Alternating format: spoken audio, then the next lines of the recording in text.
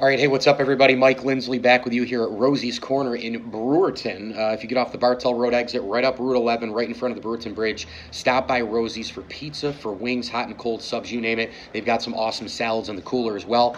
And check them out if you're in and around Central New York this weekend, tonight and tomorrow night at the Inner Harbor Wingfest, and you can log on to innerharborwingfest.com. Don't forget that Rosie's is also available on Grubhub, and they have gift cards that are always available. So I'm watching last night Steph Curry play basketball. I'm watching the Warriors without Kevin Durant, and there was this thought that when Kevin Durant, got injured, he might miss the whole series at this point. They're just not sure. I actually think they can win the whole thing without him at this point. But there was a point that people were getting worried that the Golden State Warriors, without Kevin Durant, were going to be garbage, that they didn't have enough, that the depth would disappear, that the scoring would, there was no go-to guy when the shot clock was winding down to 5, 4, 3, 2, 1, 0.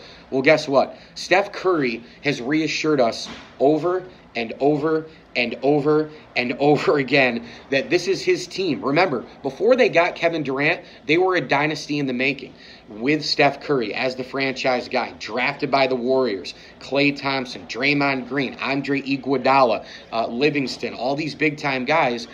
This team was awesome before they got Kevin Durant. When they got Kevin Durant, what happened was they became unstoppable. That's the difference. They became unbeatable.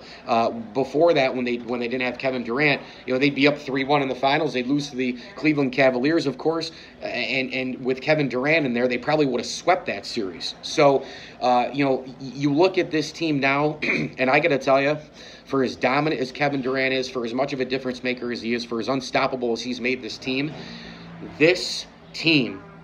is so much more fun to watch without him, because the passing, the cutting, the bobbing and the weaving, the three-point shots, all this stuff, the fast break, it's all up a notch. It's all taken to another level. I mean, I'm watching this game last night, and I'm texting with my man Kyle Fusner, who I work with over at the Syracuse Mets. He's a huge basketball fan, and I texted him. I said, Warriors by 12, book it, when they were down like 8, because I just knew that something was going to happen. Now, look, there's no disrespect here to Portland. There's no disrespect to whoever wins the East Finals, but let's be honest right now. Golden State's on a completely different level, and until a super team basically gets formed, I don't think it's going to change. Now, look, here's another big-time point, is when you look at through the years, you look at eras of sports, there's a reason why guys haven't won a championship.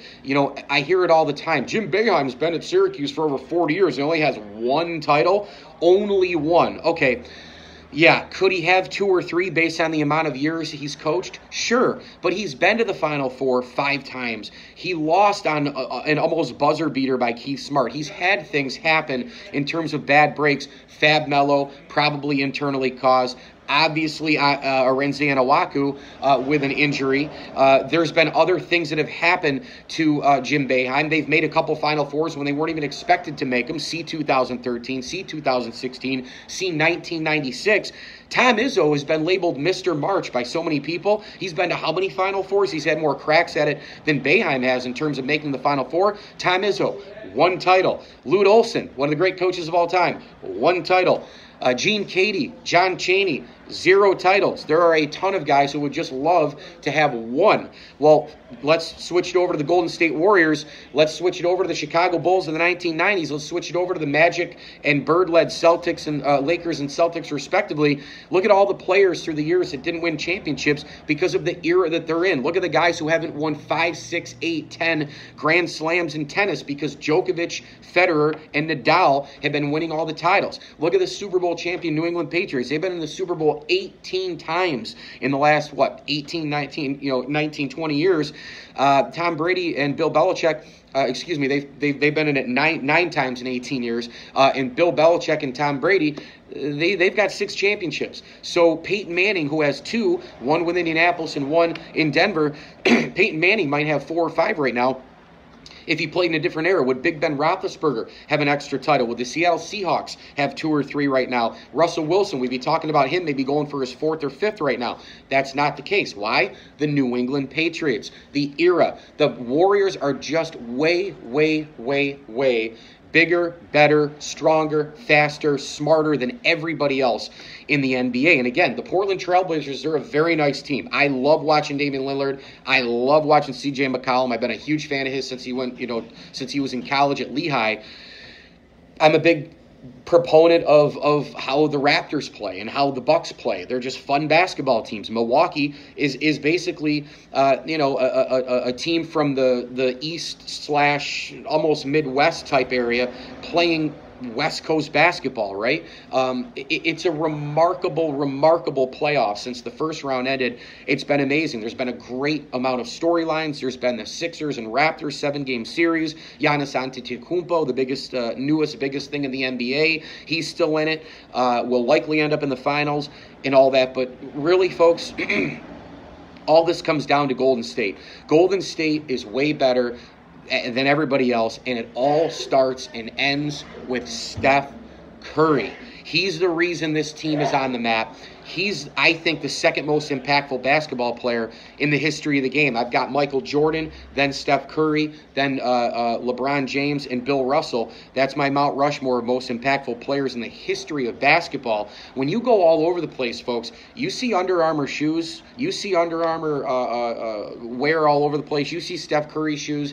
You want to go to basketball camps, there's way more Steph Curry stuff than there is LeBron James stuff. He is an impactful guy. He's the golden child, and I mean that in a good way, of the NBA. When you think about it, he comes from an unbelievable basketball family, and by the way, his brother was pretty darn good last night too, knocking down threes for Portland. Steph Curry was tremendous. You see his parents in the crowd cheering. Those two brothers were going at it one-on-one when they were young. They used to play in the practice center up in Toronto and play one-on-one with each other in between breaks and halftime of Raptors games when their dad was playing up in Toronto. Same thing happened when he was in Charlotte. So it's just a terrific basketball family story, etc., history. But Steph Curry, folks, for as great as Kevin Durant is, for as unbeatable as he may make the Warriors, he's not Steph Curry. He's not Steph Curry in what he made this franchise and what this franchise is all about. He sat for a huge chunk going into the mid to late third quarter. He goes back out in the fourth, completely takes the game over. The dribble and the handle of the offense and the depth of the three-pointers and his shot selection and the consistent nature of being a dagger guy. It's just remarkable to watch this guy play basketball. And just when you think he's going to pop a three, you come out and then he goes and drives to the hoop. And he's gotten stronger through the years, so he's got a lot better control and balance when he goes up with a shot.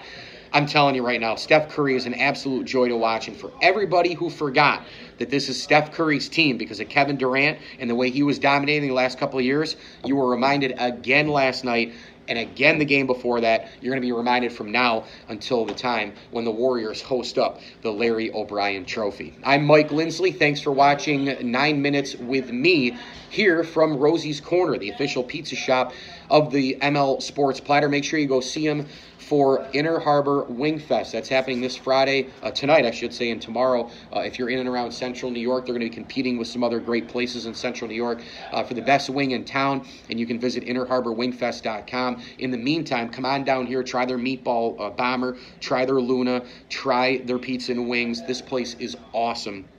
Rosie's Corner. They've got desserts to go and all the rest. It is the official pizza and wing shop of the ML Sports Platter. YouTube, Facebook, and IGTV for 9 Minutes with me. Hit me on Twitter at Mike L Sports. And as I always tell you, enjoy the games.